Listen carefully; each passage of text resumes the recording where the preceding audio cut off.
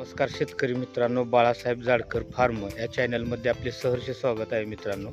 तर आज आपण जे शेतकरी जानेवारी डिसेंबर किंवा फेब्रुवारीमध्ये लागण करत असतात बघा, लेट लागण करत असतात, त्या ऊसाच्या बेण्याविषयी आपण माहिती देणार की बेणे प्रक्रिया किंवा बेणे पद्धत, बेणे कसं असावं हे याच्याबद्दल आपण माहिती देणार आहे मित्रांनो।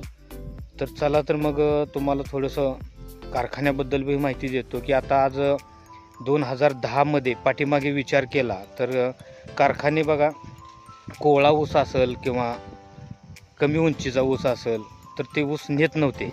तर आज अशीच स्पर्धा लागलेली आहे की प्रत्येक तालुक्यामध्ये, प्रत्येक जिल्ह्यामध्ये कारखाने भरपूर निर्माण झाले आणि त्यामुळे कारखान्याला ऊस कमी पडतोय। तर मित्रांनो, लेट लागवड केल्याचा एक फायदा आहे की ऊस पडत नाहीत आणि ऊसाचं कोवळ्या पानामध्ये वजन येतं, हे मात्र निश्चित आहे मित्रांनो। चला तर मग तुम्हाला बेण्याबद्दल माहिती देतो। तर मित्रांनो बघा, अशा पद्धतीचं ऊसाचं बेणं आहे बघा, तुम्ही समोर बघताय की 265 या व्हरायटीचं बेणं आहे।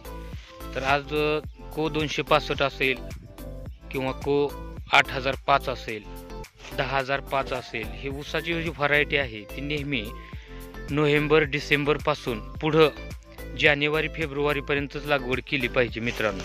तर त्याचा एकच फायदा होतो की ऊसाचं वजन भरपूर प्रमाणात येतं आणि ऊसाचे डोळे जे असतात ना, आपण म्हणतो डोळा, तर बघा एक विथीच्या लांबीचे बघा अशा कांड्या आहेत बेणी प्लॉटला। तर आपण कांड्या पाहूया। हा ऊस आहे बेण्यासाठी वापरलेला आपला 10 महिने झालेत बघा ह्याला बरोबर।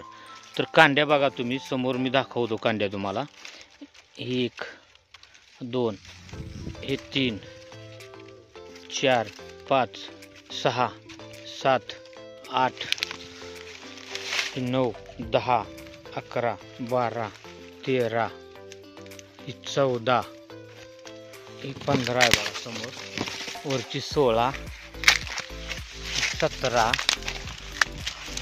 जवळजवळ 19-20 कांड्यावरती हे बेणं आहे बघा आपलं।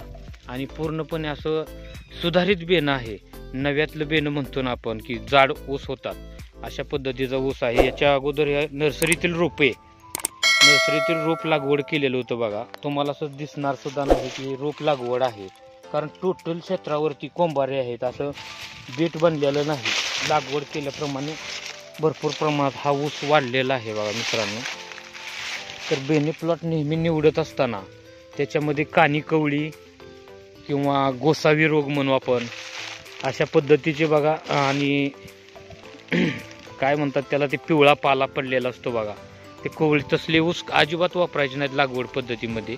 आणि लागवड नेहमी उन्हाळ्यामध्ये करत असाल तर मित्रांनो, तुम्हाला कमीत कमी फूट ते 1.25 फूट अंतर दोन्ही कांड्यामध्ये ठेवलं तरी पण काय प्रॉब्लेम येणार नाही, कारण 265 अशी व्हरायटी आहे की भरपूर प्रमाणात फुटवे निघतात त्या ऊसाला आणि थोडा कालावधी तोडण्यासाठी जास्त जरी गेला तर त्या ऊसाला कोणत्याही पद्धतीचा साईड इफेक्ट होत नाही किंवा पोकळ होत नाही। तसं 8005 आणि 10001 ही जी व्हरायटी आहे ती जर साधारणपणे वर्षाच्या पुढं तोडणीला जर गेली तर ऑटोमॅटिकली ऊसाचे वजन कमी होते आणि ऊस पोकळ होत असतात मित्रांनो। तर म्हणून 265 ही व्हरायटी आळशी शेतकऱ्याला ऊस येण्यासारखा ऊस आहे, खादाड ऊस आहे। तुम्ही जेवढं त्याला खायला घालताल तो तेवढा खातोय, पोसतोय आणि वजनही त्याच प्रमाणात मिळत असतं। म्हणून उन्हाळ्यामध्ये लागवड करत असताना 265 ही व्हरायटी आपण निवडलेली आहे मित्रांनो यावर्षी। तर तुम्हाला हे प्रॅक्टिकली व्हिडिओ मी कंटिन्यू देत असतोय। तर त्यासाठी शेतकरी मित्रांनो, आज हा बेणे प्लॉट बद्दल मी तुम्हाला 265 बद्दल माहिती दिली आणि ही प्रॅक्टिकली माहिती दिलेली आहे मित्रांनो।